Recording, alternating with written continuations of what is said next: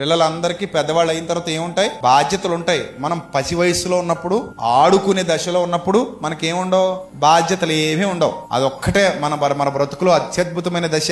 BP లేవు, sugar లేవు, EMI టెన్షన్లు లేవు. ఆడొస్తాడేమో, ఈడొస్తాడేమో, రేపు డబ్బులు వస్తాడరా నాయన, వాడికి డబ్బులు ఇవ్వాలి, వీడికి డబ్బులు ఇవ్వాలి, ఆ బాకీ కట్టాలి, ఈ బాకీ కట్టాలి, పిల్ల పెళ్లి చేయాలి, పిల్లోడికి ఉద్యోగం కావాలి, బంగారం కొనాలి. ఈ ఆలోచనలన్నీ ఎప్పుడున్నాయి?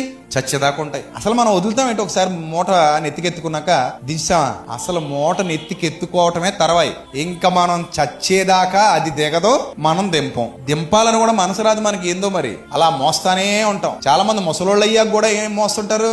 బాధ్యతలు మోస్తుంటారు. పాపం నాలాంటి పిల్లలు, బాధ్యత కలిగిన వాళ్ళు, అమ్మా నాన్న మీకు ఏమి లేవు, మీరు అలా పక్కన కూర్చోండి అన్న మా నాన్న లాంటి వాళ్ళు వినరు. ఆ వ్యవసాయం నేనే చేయాలన్నట్టు, ఆ గట్టున నేనే తిరగాలన్నట్టు, అక్కడ నేనే కూర్చోవాలన్నట్టు, నన్ను నువ్వు చేయకపోతే ఎవరొకరికి అప్పగించవచ్చు. సేమిరా కుదరదండి. ఆరోగ్యం బాడైపోద్ది కదా, అస్సలు సమస్య లేదండి. అంటే కొంతమంది ఉన్న దింపరు. అరే నాయన నేను మోస్తాను, నాకు ఈ అన్న కూడా అలా అడిగేవాళ్ళు ఉండాలి కదా.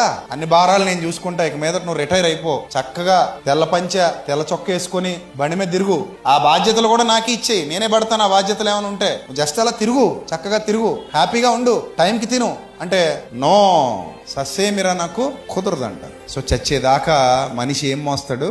బాధ్యతలు మోస్తాడు, మొయ్యాలి. అదే జీవితం.